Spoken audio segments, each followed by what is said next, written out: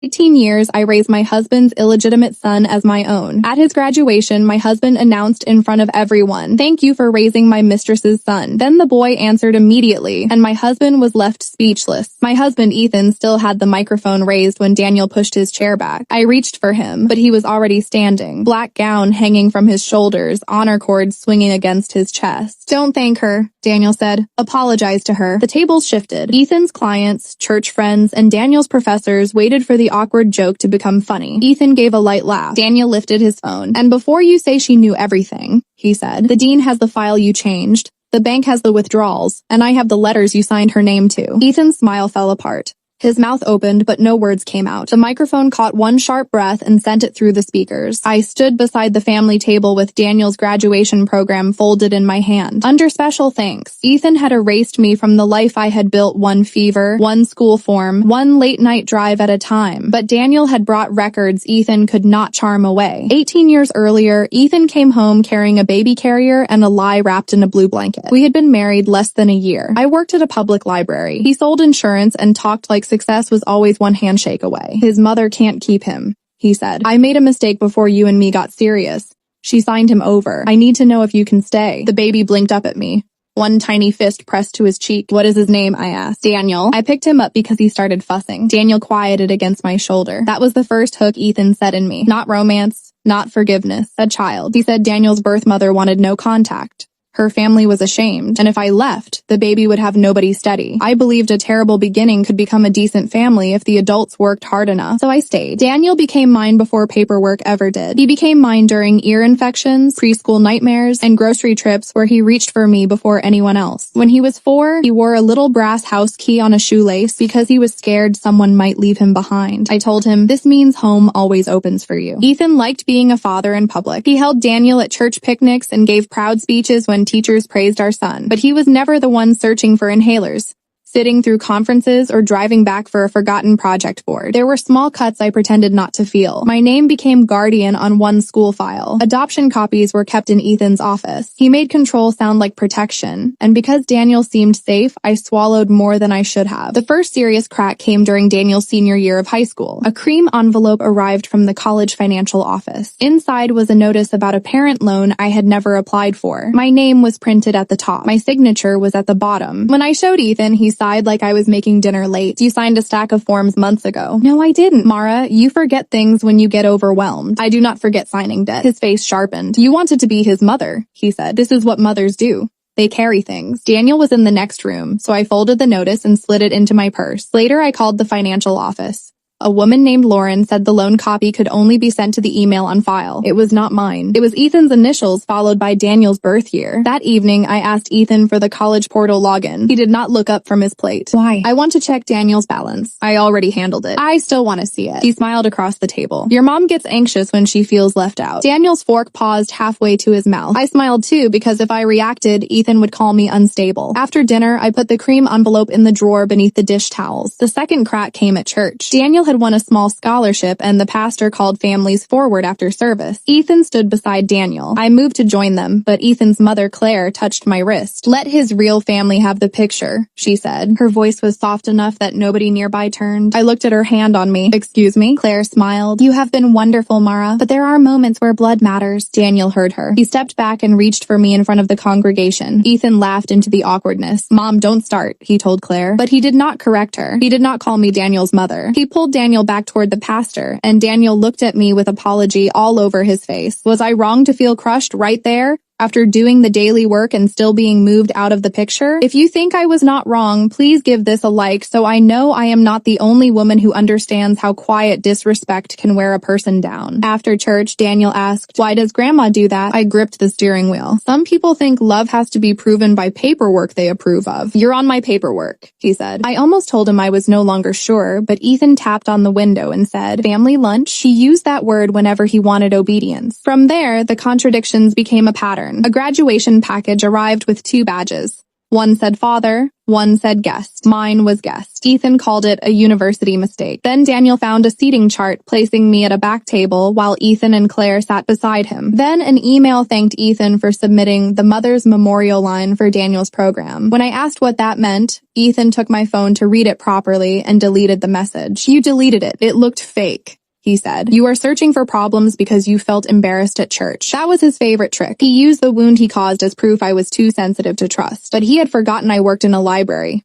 I knew people left trails. I called Lauren and asked to come in person. I brought my license, adoption certificate, the cream envelope, and the brass key Daniel had returned when he left for college. Lauren met me in a small office and slid over a parent contact form. My name had been marked not legally responsible. A box beside mother deceased had been checked to block maternal contact fields. I'm standing here, I said. I know, Lauren answered softly. Then she printed the access log tied to my identity. Late-night uploads from Ethan's office, forms with my copied signature, and payment requests moving refunds into a joint account I had never seen. Take this to a lawyer, she said. When I got home, Ethan was in the garage on a call. No, she doesn't know.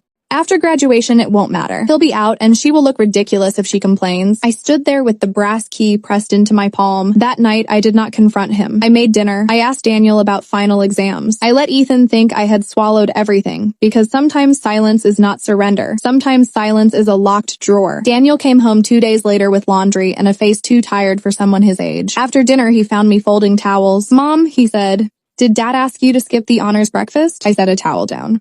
No, why? He showed me Ethan's message. Don't push Mara about graduation. She has complicated feelings about you leaving. Sometimes women who cannot have their own children struggle when the borrowed one grows up. I read it twice. My face went hot, but my hand stayed still. Daniel watched me. That isn't true, is it? No. What else has he lied about? For 1 second, I thought about protecting him. Then I thought about every time my silence had protected Ethan instead. I opened the dish towel drawer and took out the cream envelope. We sat at the kitchen table until after midnight. I showed Daniel the loan notice, the changed email, the access log, the guest badge, and the deleted tribute message I had recovered from my phone's trash folder. Daniel did not interrupt. He only moved the brass key across the table with one finger. Finally, he said, I have something too. He brought in a black folder from his car. Inside were letters from his birth mother, Rebecca. Careful, awkward, regretful letters sent when Daniel was little, then older, then nearly grown. They had been forwarded to the university after failing to reach him at home. One line made me sit back. I was told your adoptive mother refuses all contact. But I hope someday you know I tried to reach you properly. There were return forms too. My name was on them, my copied signature, refused by adoptive mother,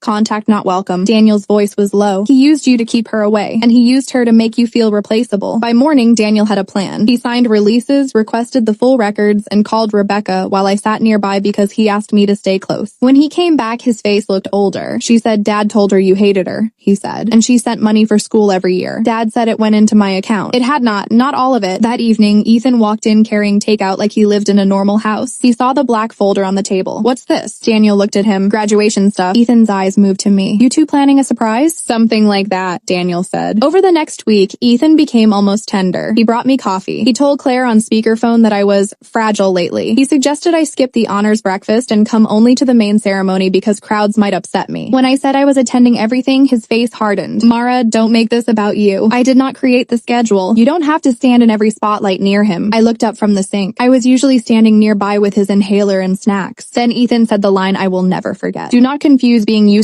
with being irreplaceable. He said it softly, almost kindly, like he was giving advice instead of cutting me open. I nodded. I understand. He thought he had won because I did not argue, but Daniel had changed his portal passwords. Lauren had locked the tribute file. My lawyer had opened a review of the forged signatures. Rebecca had sent copies of canceled checks, each one endorsed by Ethan. The morning of graduation, I put the brass key in my pocket. At the honors breakfast, Ethan had moved me to a back table, claiming I preferred quiet. Daniel moved my place card beside his before I arrived. When Ethan saw me there, he squeezed my shoulder too hard. Do not start today, he whispered. Claire leaned close. Men make mistakes. Women keep families together. I looked at her. Women also keep receipts. Later, I learned Ethan had tried one final time to replace Daniel's tribute video with a flash drive labeled Family Thanks. Lauren told him the system was locked unless Daniel approved it. He walked away. The main ceremony was almost peaceful. Daniel crossed the stage. I clapped until my palms hurt. Ethan smiled for cameras. pretending his secrets were not sitting in a black folder under my chair. The public damage came at the department reception afterward. Faculty, family, church friends, and Ethan's clients filled the room. Ethan loved a microphone and a crowd that still thought he was charming. When the department chair invited parents to say a few words, Ethan stood before Daniel could move. He took the microphone with a laugh. "I will be quick," he said. Daniel's hand found mine under the table. Ethan looked straight at me. "Some people deserve thanks even when the story is complicated," he said. "For 18 years, Mara raised a child from my mistake with another woman. She knew he was my mistress's son, and she still played mother beautifully." A few people shifted. Claire lowered her eyes, not from shame, but calculation. Ethan lifted his glass. "So thank you, Mara, for raising my mistress's son. He wanted me small. He wanted me exposed as charity, not mother. He wanted me to cry so he could call me unstable." Instead, Daniel stood. "Don't thank her," he said. "Apologize to her." Ethan laughed once. "Son, this is not the time." "It is exactly the time." Daniel walked to the podium. The department chair looked unsure, but Daniel held out his hand. Ethan could not refuse without looking worse. So he gave him the microphone. Daniel turned to the room. "My father is right about one thing," he said. "Mara raised me. What he left out is that he spent years trying to erase her from the records that proved it." Lauren stood near the laptop used for the tribute slideshow. Daniel nodded once.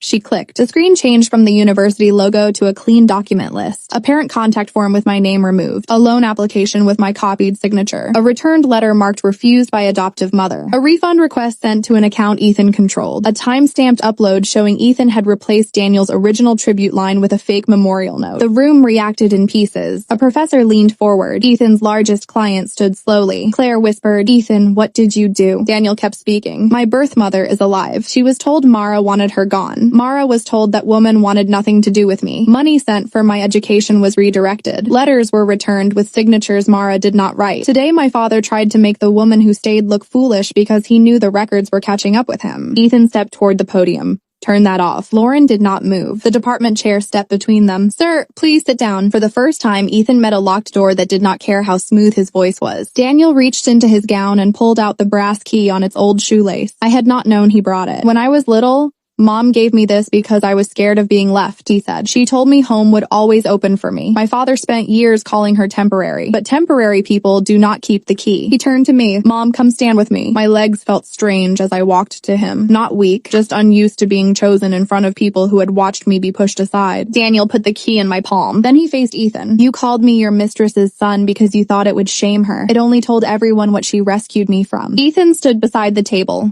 One hand lifted, mouth open around words that had nowhere safe to land. The fallout spread fast. Ethan tried to leave with Claire, but Daniel stopped him long enough to say, "Do not call me until my lawyer has your lawyer's information." Lauren said the packet had gone to the proper offices. Ethan's biggest client walked past him without a glance. In the parking lot, Claire tried one last performance. "Mara, handle this privately. Think about Daniel." I turned with the brass key in my hand. "I am thinking about Daniel. That is why I am done handling Ethan privately." That night, Daniel and I sat in a diner over pancakes neither of us ate. "I should have told you sooner," he said. "I spent years not telling myself. You do not have to apologize for needing time." He stared into his coffee. "I might meet Rebecca once, but not because I need a mother." I looked down. He reached across the table. "I already have one. The divorce filing happened the next week." My lawyer, Patrice, tapped each questionable signature with her red pen. "This is not just divorce," she said. "This is financial misconduct and a long pattern of concealment." Ethan sent flowers to the library with a card that said, "We built a family. Do not let anger burn it down." I left the flowers at the front desk. His insurance agency put him on leave after the loan documents reached compliance. The church removed him from the finance committee. Claire stopped calling after Patrice warned her not to contact me about Daniel or the case. People from the reception apologized for letting Ethan turn me into the help while calling it family. Rebecca came into town near the end of summer. Daniel met her alone. When he came home, he said, "She cried about the letters. She asked if she could thank you someday." I looked at an old photo of Daniel holding up the brass key like treasure. "Someday," I said. Ethan had built a fence out of lies, but forgiveness is not a door people get to kick open just because the truth finally knocks. Ethan's last attempt came 3 months after graduation outside the library. "Mara," he said, "I lost my job. I heard. They are making it sound like I stole from my own son. You redirected money meant for him. I was going to pay it back. No, you were going to stay ahead of the next question." His face tightened. "You liked being the better parent." I almost laughed. Not because it was funny, but because even ruined, he still reached for the same knife. "No, No, Ethan, I liked Daniel being fed, safe, loved, insured, educated, and able to sleep without wondering if home was temporary. Can you tell him I'm sorry? You can send that through his lawyer. You are really throwing away 18 years? I looked at my key ring, my house key, my car key, the little brass key Daniel had returned to me, now attached beside them. No, I said. I'm keeping the part of those years that was real. By winter, the house felt different, not empty, honest. Ethan signed a settlement returning the education money, assuming the fraudulent debt, and giving up any claim to the house. His agency did not take him back. The church did not either. Rebecca and I eventually met at a quiet coffee shop. She had Daniel's eyes, which hurt more than I expected. I believed him, she said. So did I. She did not ask Daniel to call her mom. She sent medical history, family stories, and one awkward birthday message that made him smile instead of flinch. Daniel and I kept our ordinary rituals: Sunday dinner,